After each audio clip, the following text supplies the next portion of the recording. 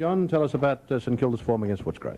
Yes, well, this wasn't a great game of football down at Moorabbin yesterday, but I don't suppose that you could really blame the players because the conditions were shocking, and these two sides probably don't play the best of football on dry grounds, and given those conditions, it was a hopeless game. But Jeff Saru there, who kicked that goal, played a magnificent game of football yesterday, and he didn't let the conditions worry him. I think a lot of the players, to be quite honest, were a little bit demoralised by the condition of the ground and tended not to go for the ball as they should have had it been dry. I mean, the first basic thing you do is get your body behind the ball, but these two sides tried to play dry weather football by finessing the ball, short passing it, kicking out and playing very indirectly.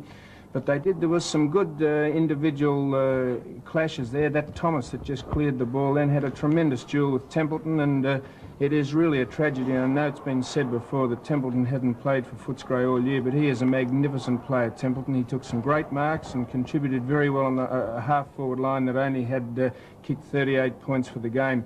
Down the other end of the ground, Shane Lovelace had a very interesting duel with Glenn Middlemas, who is a very unusual player. Glenn, they spent most of the time wrestling and arguing and pushing each other, and both of them didn't have too much effect on the game. Egan and Reid for Footscray on the back line kept St Kilda out in the first quarter when they tried to... St Kilda fell into the trap of trying to play short and pretty football, but then perhaps Alex Jezelenko got to the St Kilda side at half-time and told them that a 30-yard kick in conditions like this was worth about 70 yards on a dry day. Barker, unfortunately, couldn't take his place in the side, and his place was taken by Michael Blees, who came on in the second quarter and after a touch of the nerves acquitted himself quite well. There's Burns, played in the centre for St Kilda, played a reasonable game.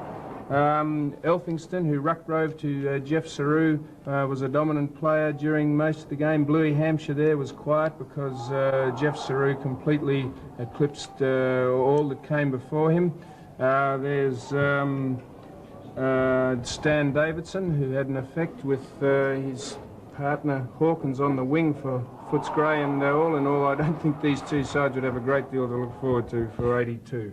John, your votes for yesterday's game? Yes, I gave one to Kevin Sate, who roved quite well for Footscray and kicked a couple of goals. I gave 2 votes to Robert Elphingston, who ruck-roved for St Kilda and played a very good game, without a doubt the best man on the ground. Jeff Saru played a marvellous game, and I gave him 3 votes. OK, we'll be back to talk with Doug Wade about Hawthorn and Melbourne in just a moment.